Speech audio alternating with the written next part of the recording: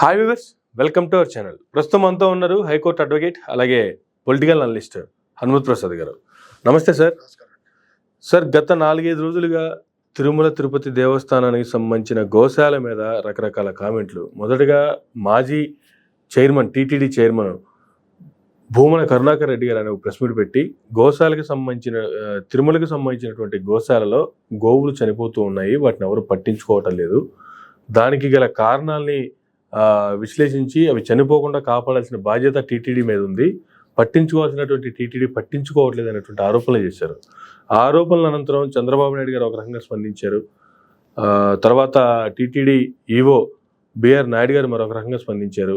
ఈరోజు చూసుకుంటే TTD EO Shyamalarao గారు ఆయన ఒక ప్రెస్ మీట్ పెట్టి ఆయన అవును చనిపోతున్నాయి నిజమే అని, ఏ నెలలో ఎన్ని చనిపోయినాయి, గత సంవత్సరంలో ఎన్ని చనిపోయినాయి, ఈ సంవత్సరంలో ఇప్పటివరకు ఎన్ని చనిపోయినాయి లెక్కలతో సహా చెప్పుకొచ్చినారు. గోశాలలో పశువులు చనిపోకపోయినా గోశాలలో పశువులు చనిపోయాయంట, ఆయన బాధపడుతున్నా అంట పార్టీ వైఎస్ఆర్ కాంగ్రెస్ పార్టీ. కొన్ని సహజంగా మరణించే ఆవులు ఉంటాయి, ఆరోగ్యం బాగాలేకుండా కొన్ని ఉంటాయి. వృద్ధాప్యం వచ్చిన ఆవులు చనిపోతారంటే ఏ ఇండ్లలో మనుషులు చనిపోవట్లేదా? ఇలాంటివి కాదు రాజకీయాలంటే. జనవరి, ఫిబ్రవరి, మార్చి నెలల్లో 43 గోవులు చనిపోయాయి. పోయిన సంవత్సరం 179 గోవులు చనిపోయాయి. జనవరి, ఫిబ్రవరి, మార్చి 2025లో 43 గోవులు చనిపోయాయి. మొత్తం అంతా 179 గోవులు చనిపోయాయి. ప్రతి నెల యావరేజ్ గా 15 గోవులు చనిపోయాయి. ఇవన్నీ చేసేదిగాని అనుకుంటున్నారు, కింద స్థాయికి తెగజారిపోయారు. ఏం సార్ అసలు ఏం జరుగుతుంది? ఇప్పుడు రాజకీయాలకి టీటీడీని వాడుకోవడం అనేది అత్యంత బాధాకరం ఫస్ట్. ఎందుకంటే ఆయన చెప్పారు గోవుల్ని చనిపోతున్నాయి, గోవుల్ని చక్కగా చేయండి అని. సో దానికి మేము గోవులు చనిపోతున్నాయి కదా, దానికి మేము శ్రద్ధ తీసుకుంటాము, ఇంకోటో లేకపోతే చనిపోవడం గల కారణాలు ఏదో చెప్తే సరిపోయింది తప్ప, వాళ్ళు చెప్పిన దాన్ని కొంచెం మసిపూసి మారేడుకాయ చేసి చంద్రబాబు నాయుడు గారు అయితే అసలు గోవులే చనిపోవటం లేదు అన్నట్టుగా మాట్లాడారు. గోవులు చనిపోవటం లేదు, కేవలం ఏంటంటే ప్రతిపక్షాలు ఒక బురద జల్లుతున్నారన్న ఉద్దేశంలో మాట్లాడారు. అంటే వాస్తవం చెప్పినా కూడా బురద జల్లడమే. చంద్రబాబు నాయుడు గారు ఒకవేళ ప్రతిపక్షం ఆరోపించినప్పుడు ప్రతిపక్షం ఆరోపణలు అవునా కాదా అన్న ఆయనకి తెలియకపోతే అక్కడ సంబంధిత ఈవోల నుంచి కానీ అక్కడ సంబంధిత టీటీడీ బోర్డు నుంచి కానీ వివరాలు తెప్పించుకుని ప్రతిపక్షం ఆరోపణ చేసింది అది ఎంతవరకు నిజం, ఏ కారణాలు చదివారు అని ఒకసారి రివ్యూ మీటింగ్ లాంటిది ఏదో పెట్టుకుని తర్వాత దాని మీద ఇస్తే బాగుండు. అంటే ప్రతిపక్షం చేసింది కదా, దాన్ని ఇమీడియట్గా ఖండించాలి అని ఆతృతలో, అంటే వాళ్ళన్నీ ఇలాంటివే చేస్తారన్న ఉద్దేశంలో, అంటే ఉన్నదాన్ని కూడా లేనట్టుగా చూపెట్టడం. నిజానికి వాస్తవానికి చనిపోతున్నాయి ఇక్కడ ఆవుల పట్ల శ్రద్ధ తీసుకోవాలి. ఎందుకంటే శ్రద్ధ లేకపోవడం కారణం చేత చనిపోతుంటాయి. దానికి వాళ్ళు చెప్పవలసింది అది చెప్పబోయి అసలు చనిపోలేట అన్నట్టుగా చెప్పారు. పోనీ ఇన్ని మాటను సమర్థిస్తూ టీటీడీ చైర్మన్ నాయుడు గారు అన్న చెప్పారా? బహుశా చంద్రబాబు నాయుడు గారు చెప్పిన మాటలు ఆయన వినక ఉండకపోవచ్చు, లేకపోతే ఈయన చెప్పాక చంద్రబాబు నాయుడు గారు చెప్పి ఉండొచ్చు. అంటే ఒకరితో ఒకరు అబ్జర్వ్ చేసుకుని ఉండకపోవచ్చు. ఆయన ఏమన్నాడు, అవును చనిపోతాయి, ఇంట్లో పెద్ద చనిపోరా, అందరూ చనిపోతుంటారు కదా, అలాగే అవి కూడా చనిపోయినాయి, చాలా తేలిగ్గా చేసి పడేశారు. అతను వేసిన ప్రశ్న ఏంటి, వీళ్ళు ఇచ్చిన సమాధానం ఏంటి? ఇప్పుడు దానికి తగిన జాగ్రత్తలు మేము తీసుకున్నాం, అయినప్పటికీ చనిపోరా అంతే చనిపోతాయి అన్నట్టుగా ఆయన, చనిపోకపోయినా చనిపోయినట్టుగా వీళ్ళు వక్రీకరిస్తున్నారు అన్నట్టుగా ఈయన, వీళ్ళిద్దరూ చెప్పారు. సరే, ఇమీడియట్ గా మాజీ టీటీడీ చైర్మన్ భూమన కరుణాకర్ రెడ్డి గారు ఆయన అనౌన్స్ చేసిన వెంటనే వీళ్ళు ఏమైనా ఎలాంటి మాటలు చెప్పారా, లేదు వాళ్ళిద్దరు మాట్లాడిన ఒకరికి సంబంధం లేకుండా తెలియకుండా మాట్లాడారంటే డిఫరెంట్. ఆయన ఆరోపణలు చేసి దాదాపుగా 1 వీక్ అవుతుంది. ఆ తర్వాత వీళ్ళు ఎటువంటి స్పందన లేదని చెప్పి వీళ్ళు మళ్ళీ ఫోటోలతో సహా అక్కడ జరుగుతున్నటువంటి వాటిని, చనిపోయిన ఆవుల్ని తరలిస్తున్నటువంటి ట్రాక్టర్లతో సహా ఫోటోలు తీసి మరీ బయట పెట్టారు. అవి కాదు, ఎక్కడో చనిపోయిన వాటిని ఇక్కడ తీసుకొచ్చి పెడుతున్నారు అన్నప్పుడు గోశాలలో ఉండేటువంటి ట్యాగ్స్ ఉంటాయి ఆవులకి, ఆ ట్యాగ్స్ ఆ నెంబర్తో సహా పలానా ట్యాగ్ ఉన్నటువంటిది, ఇదిగో చనిపోయిన ఆవుకి ఈ ట్యాగ్ చెక్ చేసుకుని అని చెప్పి బ్రతికున్నప్పుడు ఫోటో, చనిపోయిన తర్వాత ఫోటోలు కూడా ట్యాగ్ చేసి పెట్టడం జరిగింది. ఆ తర్వాత చంద్రబాబు నాయుడు గారు చేసిన కామెంట్లు, అప్పుడు మరలా చైర్మన్ గారు చేసినటువంటి కామెంట్లు, ఫైనల్గా ఈవో గారు ఇచ్చేటువంటి క్లారిటీ. ఇప్పుడు చంద్రబాబు నాయుడు గారు వీళ్ళు చేసింది రాజకీయ పరంగా చేశారు. వాళ్ళకి సంబంధిత ఈవో దగ్గర నుంచి తెలుసుకోకుండా ఏదో మసిపూసి మారేడుకాయ చేయడానికి చూశారు. కానీ ఈవో గారు కరెక్ట్గా చెప్పారు. ఉమ్, ఏమనంటే అవును చనిపోతున్నాయి, జనవరి నుంచి ఫిబ్రవరి మార్చి వరకు 45 చనిపోయాయి, కింద సంవత్సరం 175 చనిపోయాయి, లెక్కతో సహా చెప్పారు. ఉమ్, ఇప్పుడు కావాల్సింది అది, దానికి ఎన్ని చనిపోయి ఎందుకు చనిపోయాయి.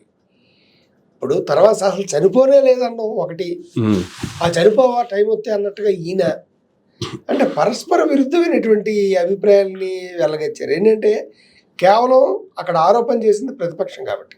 ఉమ్, ఇప్పుడు ప్రతిపక్షం చేసిన ఆరోపణలో వాస్తవం ఎంత ఉంది? మీలో మీకు రాజకీయంగా కక్షలు ఉండొచ్చు, కార్పణ్యాలు ఉండొచ్చు, కానీ మూగజీవి అయినటువంటి గోవుని ఏం చేసింది? అసలు గోవునే జాతీయ జంతువు కింద ప్రకటించమన్నాం. ఎవరెవరో ఎక్కడెక్కడి నుంచో తీసుకొచ్చి వాళ్ళు గోవుల్ని దానం ఇస్తుంటారు గోశాలకి. ఉమ్, మీరు గోవుల్ని ఒకవేళ రక్షించలేకపోతే ఉమ్, పోషించే వాళ్ళకి ఎవరికైనా ఇవ్వండి. తిరుమల తిరుపతి దేవస్థానానికి డబ్బు కొరత ఏం లేదు కదా. ఏ కారణం చేసి చనిపోతున్నాయి? నిర్లక్ష్య కారణం చేసి చనిపోతున్నాయా, నిజంగా వయసు అయిపోయాక వాటి స్వతహాగా చనిపోతున్నాయా, అన్న ఒకవేళ రోగాలు జబ్బులు వచ్చి చనిపోతున్నాయా? ఈ కారణాలను మీరు తెలుసుకుని ఒకవేళ వయసు అయిపోయి చనిపోయే కంటే దాన్ని ఎవడో ఏం చేయలేడు. మిగతా 2 కారణాల చేత గన చనిపోయినట్టయితే మీరు తక్షణం గన చర్యలు తీసుకున్నట్టయితే అవి కొంచెం బాగుండేవి కదా ఉమ్. అన్న భావనలో చేస్తే దాన్ని స్పోర్టివ్నెస్గా తీసుకోకుండా ఒక విషయాన్ని ఎత్తి చూపెట్టినప్పుడు అది ఒక మోగ జనరల్ గా వాటికి వయసు అయిపోయి చనిపోయినాయి అంటే 1, 2 చనిపోతాయి, ఇలా వందల సంఖ్యలో చనిపోవు కదా. ఇప్పుడు అక్కడ మొత్తానికి అసలు గోవులు ఎంతమంది ఉన్నాయి, గోవుల తాలూకు ఏజ్ ఎంత ఏజ్ ఉంది, అందులో వృద్ధాప్యానికి వచ్చిన ఏజ్లు ఎన్ని, అనారోగ్య కారణం చేత ఉన్న ఏజ్లు ఎన్ని, ఇవి లెక్క ఎప్పటికప్పుడు ప్రకటిస్తూ ఉంటే బాగుంటుంది. ఇప్పటికిప్పుడు ఉమ్, ఇప్పటికైనా గోశాలలో గోవులు ఎంత ఉన్నాయి, దాని వయసు సుమారు ఎంత, ఆవు ఒక జీవితకాలం ఎంత బతుకుతుంది, ఇందులో వృద్ధాప్యంకి వచ్చిన గోవులు ఎన్ని ఉన్నాయి, అనారోగ్యం కింద మీరు ఆరోగ్యం నిమిత్తం గోవులకి సంరక్షణార్థం అక్కడ యానిమల్ హస్బెండరీ నుంచి కానీ లేకపోతే హాస్పిటల్స్కి కానీ ఎన్నిటిని తీసుకెళ్తున్నారు ప్రతి సంవత్సరం, ఎన్నిటికీ ఏ రకంగా చేయించారు, దానికి ఏదో ఓ లెక్కలు ఉంటాయి కదా. ఉమ్, ఆ లెక్కలు కూడా ట్రాన్స్పరెంట్గా మీరు బోర్డులో పెడుతుంటే బాగుంటుంది. ఒక మూగజీవి కాబట్టి మీకు వచ్చిన ఆదాయాన్ని వ్యయాన్ని ఏ రకంగా పెడుతుంటారు, ప్రతి దాంట్లో ఎంతమంది పిల్లలు పుట్టారు, ఎంతమంది పిల్లలు చనిపోయారు లెక్క ఉంటుంది కదా. అలా గోవులకి సంబంధించింది కూడా ఒక లెక్కని శ్వేతపత్రం కింద రిలీజ్ చేస్తే బాగుంటుంది. పర్టికులర్గా లేకపోతే మూగజీవాల పట్ల అపరాధం. ఎందుకంటే మేము ఎప్పుడు కూడా మొదటి నుంచి కూడా గోవుని జాతీయ జంతువు కింద ప్రకటించాలి ఉమ్, అని చెప్పి మేము మొదటి నుంచి కూడా చేస్తున్నాం. ఇప్పటికీ చాలా మంది ఓకే. ఈ రోజు నుంచి కాదు, ఒక 25-30 సంవత్సరాల నుంచి చేస్తున్నారు అదే స్లోగన్. ఎందుకంటే ఆవు ప్రాణం అన్నది చాలా సునాయాసం అయిపోయిందండి, దాని మీద చర్యలు తీసుకుంటున్నదండి. ఉమ్, అలా బక్రీద్ వచ్చింది అనేటప్పటికీ ముస్లింలు ఆవులను కొట్టుకుని హిందువులు అంత అమితంగా ఆరాధించి లక్ష్మీదేవి స్వరూపం కింద ఆరాధించేటువంటి ఆవుల్ని కేవలం అలా కొట్టి చంపుకుని వాళ్ళు హలాలు చేసి మాంసం భుజిస్తూ ఉంటారు. దాని మీద పట్టుకుని అప్పచెప్పినోడు కూడా గోవులను తరలిచ్చేస్తూ కబేలాలకు తరలిస్తూ పట్టుకుని అప్పచెప్పినా కూడా ఉమ్, తిరిగి కేసులు పెట్టడం ఎవరైతే పట్టుకున్నారో వాళ్ళ మీద. ఉమ్, ఇప్పుడు లాస్ట్ ఇయర్ అనుకుంటాను అసదుద్దీన్ ఓవైసీ గారు గత బక్రీద్ సమయంలో హిందువులు గోవుల్ని తరలిస్తుంటే కొంతమంది ఆపడం చేశారు. ఆపితే ఆయన డీజీపీ దగ్గరికి వెళ్ళి లెటర్ ఇచ్చాడు, ఇక్కడికి వస్తున్నటువంటి నగరంలోకి వస్తున్నటువంటి గోవుల్ని అడ్డుకొని ఆపుతున్నారు మా బక్రీద్ పండగ చేసుకోనివ్వకుండా, అందువల్ల గోవులు అక్రమ రవాణాని అడ్డుకుంటున్న వ్యక్తుల మీద తక్షణం చర్యలు తీసుకోండి లోపలికి. మరి ఇలా ఉన్నాయి పరిస్థితులు. అందువల్ల గోవులతో రాజకీయం వద్దు, దేవుడితో రాజకీయం వద్దు. గోవులు అంటే హిందువులు చాలా పవిత్రంగా లక్ష్మీదేవి స్వరూపం కింద భావిస్తారు. గోవు బ్రాహ్మణేభ్యో శుభమస్తు నిత్యం లోకా సమస్త సుఖభవంతు అన్నారు. గోవు కంట బ్రాహ్మణుని కంట కన్నీరు రాకూడదన్న ఉద్దేశంతో. కానీ ఇక్కడ దురదృష్టం ఏంటంటే గోవుల్ని ఎవరూ పట్టించుకోవట్లేదు, కానీ రాజకీయాలు చేయడానికి ఒకటికి ఉపయోగించుకుంటారు. ఉమ్, ప్రతిపక్షం అన్నది చూసండి, భూమన కరుణాకర్ రెడ్డి గారిని ప్రతిపక్షం అన్న సంగతి మర్చిపోండి. ఆయన రేజ్ చేసిన పాయింట్ వ్యాలిడా కాదా? మీరు కాదన్నట్టుగా చెప్పారు, అవును అన్నట్టుగా ఈవో గారు చెప్పారు. ఉమ్, అంటే సత్యదూరానికి ఆయన ప్రశ్నించడమే తప్పన్నట్టుగా మీరు మాట్లాడితే ఇప్పుడు అలాంటి వ్యక్తులే మాట్లాడితే సామాన్యుడు మాట్లాడితే మీరు ఏమైనా స్పందిస్తారా? రాజకీయ కోణంలో ఆలోచించే మీరు ఆయన తాలూకు వాక్యాలని తప్పుబట్టారు తప్ప, అదే ఒక సామాన్యుడు నా బోటోడో ఇంకో బోటోడో ఏదైనా గోవుల గురించి మాట్లాడితే ఓ చంద్రబాబు నాయుడు గారి లెవెల్లో కానీ లేకపోతే టీటీడీ చైర్మన్ నాయుడు గారి లెవెల్లో కానీ లేకపోతే ఈఓ శ్యామలరావు గారి లెవెల్లో కానీ ఎవరైనా స్పందిస్తారా ఒక మామూలు వ్యక్తి మాట్లాడితే? ఉమ్, సో మామూలు వ్యక్తి మాటకి వాయిస్కి వాల్యూ లేదు. వాల్యూ ఉన్న వాయిస్ని అసలు పట్టించుకోరు, రాజకీయ కోణంలో చూస్తుంటారు. ఇది ఎట్టాగవుతుంది? 40 సంవత్సరాల అనుభవం గల వ్యక్తులు ఇప్పుడు చూస్తే వాళ్ళిద్దరూ మాట్లాడిన దానికి మీ దానికి అసలు సింక్ అవ్వట్లేదు. కొంచెం వ్యంగ్యంగా మాట్లాడినా టీటీడీ చైర్మన్ నాయుడు గారు పోతున్నాయని అర్థం వచ్చే రకంగానే మాట్లాడారు. ఈవో శ్యామలరావు గారు అవును పోతున్నాయని కరెక్ట్గా చెప్పారు, లెక్కలతో సహా చెప్పారు. మీరు అసలు పోకపోయినా చనిపోయినట్టుగా వీళ్ళు ప్రచారాలు చేస్తారన్నట్టుగా మీరు మాట్లాడారు. దీనికి సంబంధించి సుబ్రహ్మణ్య స్వామి గారు కూడా, ఆయన సుబ్రహ్మణ్యన్ స్వామి అడ్వకేట్, బీజేపీ మాజీ ఎంపీ, ఆయన స్పందించారు. దీని మీద నేను కోర్టులో పిల్ వేస్తాను అనేటువంటి ట్వీట్ కూడా ఆయన చేయడం జరిగింది. సో నెక్స్ట్ కోర్టు పరంగా దీని మీద ఎటువంటి యాక్షన్లు తీసుకునే అవకాశం ఉందంటే ఏం చెప్తారు సార్? ఇన్ కేసు సుబ్రహ్మణ్యం గారు కోర్టులో కేసు ఫైల్ చేశారే అనుకోండి, ఇప్పుడు సుబ్రహ్మణ్యం గారు చాలా వాటి మీద ఫైల్ చేస్తున్నారు ఇలాంటి సెన్సేషన్ చేయడానికి. ఆయన సీనియర్ అడ్వకేట్ ప్లస్ రాజ్యసభ సభ్యుడు. అవి పక్కన పెట్టండి, ఏమవుతుందండి కోర్టులో ఎప్పుడవుతుంది? ఇప్పుడైతే అన్నీ వచ్చిన నెలలో ఎలా వస్తుందా, లిస్టింగ్ అయ్యేటప్పటికే చాలా టైం పడుతుంది. ఈ తర్వాత టేబుల్ మీదకి వచ్చి ఆర్గ్యుమెంట్స్ అవి జరిగేసరికి పుష్కరకాలం గడిచిపోతుంది. ఇక్కడ కేంద్ర ప్రభుత్వం కఠినమైనటువంటి చట్టం చేయాలి. ఓకే, గోవుల్ని జాతీయ జంతువు కింద ప్రకటించాలి. గోవుల్ని జాతీయ జంతువు కింద ప్రకటించినప్పుడే సనాతన ధర్మానికి ఒక విలువ అనేది ఉంటుంది. అంటే ఎన్నిసార్లు ప్రభుత్వాలు మారినా, గతంలో వాజ్పేయి గారి ప్రభుత్వం ఉన్నప్పటి దగ్గర నుంచి, రాహుల్ గాంధీ గారి ప్రభుత్వం ఉన్న దగ్గర నుంచి, ఇటు మళ్ళీ మోడీ గారి ప్రభుత్వం ఉన్న టైంలో కూడా ఎన్నో విజ్ఞాపనలు వెళ్తున్నాయి గోవులు జాతీయ జంతువు కింద ప్రకటించమని. ప్రకటించట్లేదు. ఎందుకంటే రాజకీయంలో అలా కాలక్షేపం అవుతుంది తప్ప ఏం లేదు. చిత్తశుద్ధి ఉండట్లేదు, నాయకులకి చిత్తశుద్ధి ఉండట్లేదు. గోవుని పరమపవిత్రం కింద పూజించాలనేటువంటి భావన ఉండట్లేదు. కనీసం ఎందుకు ఆ మొక్క అన్నామంటే కబేలాలకు తరలించాలనే ఉద్దేశంతో ఆ మొక్క అన్నాం. కానీ ఈ రోజున గోవు కంట కన్నీరు నిత్యం కారుతున్నాం. ఇది దేశానికి ఏమాత్రం శుభం కాదు. ఇది నేను చెప్తున్న మాట కాదు, శాస్త్రాలు చెప్తున్న మాట. ఆఫ్ కోర్స్ శాస్త్రాలను కానీ టీటీడీకి చైర్మన్ గా ఉన్నటువంటి నాయుడు గారికి ఇటువంటివి సనాతన ధర్మం గురించి వీటి గురించి తెలియదా? అట్లీస్ట్ జరిగిందేందో ఏం జరిగిందో మేము ఒకసారి రివ్యూ చేస్తాం ఒక మాట చెప్తే పోయేదానికి, అంటే తెలియదని వివాదాస్పద వ్యాఖ్యలు చేయడం ఎంతవరకు కరెక్ట్ అంటారు? తెలియదని ఎందుకు అనుకోవాలి? ఆ మొక్కన అనుకోండి, నాకంటే పెద్ద సనాతనుడు ఎవడు ఉన్నారంటారు వాళ్ళు. తెలుసు, అన్నీ తెలుసు. కాకపోతే ఆయన దాన్ని ఖండించలేదు. ఏమన్నారంటే పోతాయి, అయితే ఏంటి, వాళ్ళ వయసు అయిపోయింది, వాళ్ళు పోయారు అన్నట్టుగా తేలికే తీసి పడేశారు. సంతోషం, కొంతనో పోతున్నాయని ఒప్పుకున్నారు. ఈవో గారు పాపం ఆయన చెప్పుకొచ్చారు. ఆయనకి రాజకీయాలతో సంబంధమే ఉంది, ఆయన చెప్పుకొచ్చాడు.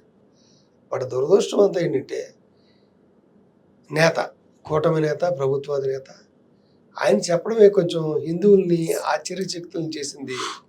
నిజంగా బాధాకరం. ఎందుకంటే చనిపోలేదని ఏం చెప్తున్నాడు, చనిపోయిందని చెప్పడం అబద్ధం అని చెప్తున్నాడు. దాన్ని చనిపోకపోయినా చనిపోయింది అన్నట్టుగా వైఎస్ఆర్సీపీ వాళ్ళు అబద్ధాలు చెప్తున్నట్టుగా అని చెప్పాడు. సో అది మీ విజ్ఞతకు వదిలేస్తున్నాం, మీరుగా చూసుకోవాలి. ఒకసారి మీకు తెలియపోతే మీరు కవర్ పెడితే వాళ్ళు వచ్చి డీటెయిల్స్ అన్ని ఇస్తారు. అది తెలుసుకుని మాడితే బాగుంటుంది తప్ప ప్రజల్లో చులకన భావం ఏర్పడుతుంది. ముఖ్యమంత్రి గారు ఏంటి ఇలా మాట్లాడారు, నిజంగా చనిపోతున్నా కూడా దాన్ని ఒప్పుకోకుండా,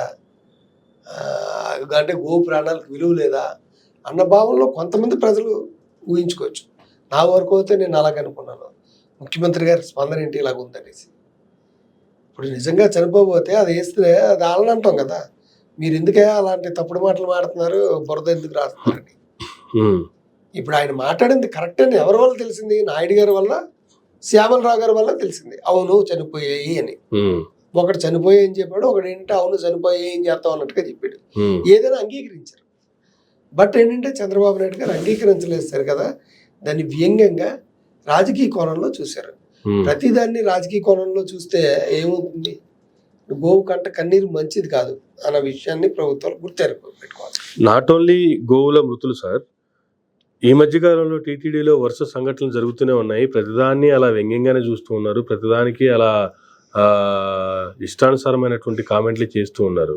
అసలు ఇన్ని వరుస సంఘటనలు జరుగుతున్నా కూడా దాని మీద రివ్యూ లాంటిదా, లేదంటే దాని ఒక ప్రాయశ్చిత్తం చేసుకునే దాని లాంటిదా, లేదా మళ్ళీ అటువంటి జరగకుండా వాటిని ముందుకు తీసుకెళ్లే విధంగా టైట్ సెక్యూరిటీ పెంచుకునే దానికి సంబంధించి ఇవేమీ లేకుండా ఎంతసేపటికి వాళ్ళు ప్రతిపక్షం కాబట్టి మాట్లాడతారు, అయితే ఏంటి, ఇటువంటి వ్యాఖ్యలు మాత్రమే చేయడానికి గల కారణాలంటే ఏం చెప్తారు? ఇప్పుడు ఎప్పటి నుంచో అంటే ఈ ప్రభుత్వం అని అంటారు లేదు, మిగతా అన్ని ప్రభుత్వాలు కూడా అందరిది టీటీడీ విషయంలో ఒకటే మాట.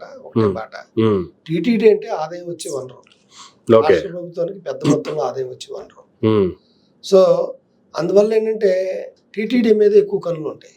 ఓకే. ఆఖరికి ఎమ్మెల్యే మినిస్టర్ పోస్టుల కంటే కూడా టీటీడీ చైర్మన్ గా రావాలి, ఎందుకంటే ఆయన దగ్గర చాలా బాగా ఉంటాయి. ఎందుకంటే ఇష్టం వచ్చినట్టుగా దాన్ని వ్యాపారం చేసుకోవచ్చు. ఎందుకంటే గత ప్రభుత్వంలోకి వచ్చేటప్పటికి ఎవరెవరో దానాలు ఇచ్చినటువంటి భూముల్ని అవి నిరర్థకంగా ఉన్నాయని చెప్పి అప్పుడు చైర్మన్ సుబ్బారెడ్డి గారు ఆయన లీజులకి ఇచ్చేయడం, లేకపోతే వేలల్లో అమ్మేయడాలు గట్ట చేశారు. అంతకు ముందు నుంచి కూడా ఉన్నాయి, తెలుగుదేశం ప్రభుత్వం నుంచి కూడా. దాన్ని కొనసాగింపుగా వీళ్ళు చేస్తారు, ఎందుకంటే ఆదాయం వచ్చేదాన్ని ఎవరు వదులుకోరు కదా. బట్ ఏంటంటే మీరు ఆదాయం తీసుకున్న తోడు దాని తాలూకు ఆస్తులను కాపాడండి. ఇష్టం వచ్చినట్టుగా ఎవడకు పడితే వాళ్ళకి లీజులకి ఇచ్చేసి వాటి మీద వచ్చే ఆదాయంతో పోషించండి, మీ జోబులో ఏం పెట్టుకోవద్దు అంటున్నది కదా.